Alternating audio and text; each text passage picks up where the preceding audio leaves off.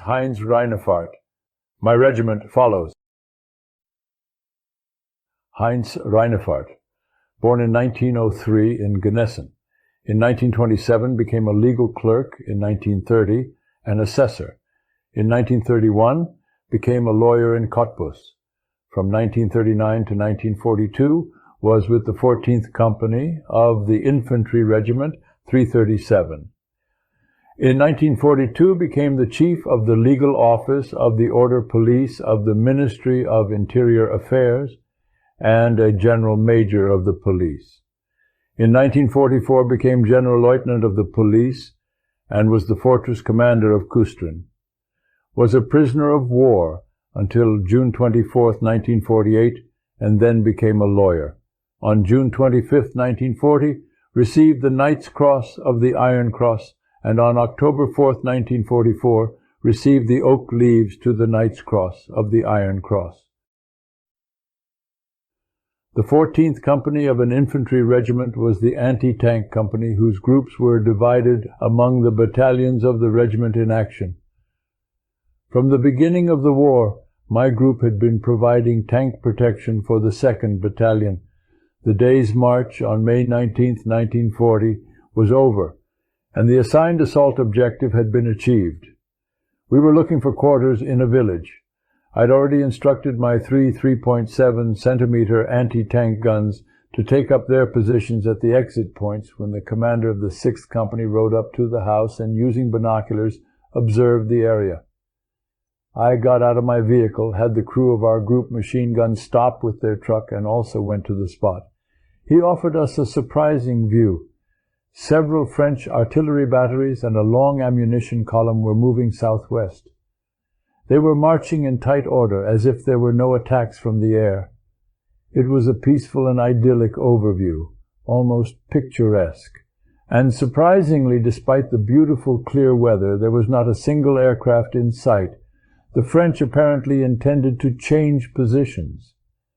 At that time, the disruptive fire from Nieuport, which had been delaying the advance of our division for days, had ceased.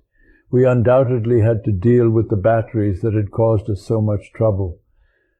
I was released with the task of finding out where the enemy intended to change positions.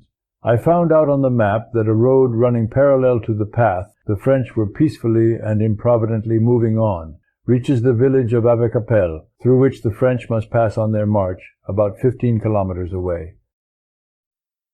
I described the location to my machine gun group leader and the leaders of the 1st and 2nd anti-tank guns, and ordered them to follow me as quickly as possible. I myself got into my platoon leader's vehicle with my trusted driver, Roulet. My plan was clear. We had to hurry if we wanted to get ahead of the French at Avecapelle. Roule stepped on the gas pedal, and we chased down on the deserted road. Several attempts to observe the French on the parallel road failed. Rises in the ground, forests, and farms blocked our view, but we also avoided the danger of being discovered too early. Surprise had to be our strongest ally, or the entire operation would fail. On the way, we met a group of 20 Belgians who surrendered to us at a short request. I showed them the way to captivity, which they had to take alone, as I couldn't leave my driver to guard them. Finally, we reached Avekapelle. We turned off the main road to the left into the village street, and we had to proceed with great caution. Had the French already reached the village? We didn't know. We drove towards them through the village at a walking pace. At the last house, the road made a sharp right turn. We slowly made our way around the curve when a French colonel rode up at the head of what seemed like an endless column, about 20 meters away. When he saw the 2 German helmets, he sharply pulled the reins of his horse. This was the moment to take advantage of the surprise. Suddenly, a machine gun was pointed at us, but I took no notice of it, and explained to the colonel in a mixture of broken French I remembered from school and German that he and his men were surrounded and should surrender. He refused and referred to his numerical superiority with 3,000 soldiers compared to our 2. I calmly replied that my regiment was following me. though in my innermost thoughts I hoped that at least my 2 anti-tank guns and my machine gun would arrive soon. At that moment, the first anti-tank gun rolled into position. The situation became somewhat easier when the colonel decided to dismount. He handed me his pistol, and his officers emptied the magazines of their pistols into the roadside ditch before handing them over. This created an unforeseen, dangerous unrest, as the French soldiers who had stopped ahead only heard shots but didn't know what was happening. Hopefully none of the French would lose their nerves and fire at us.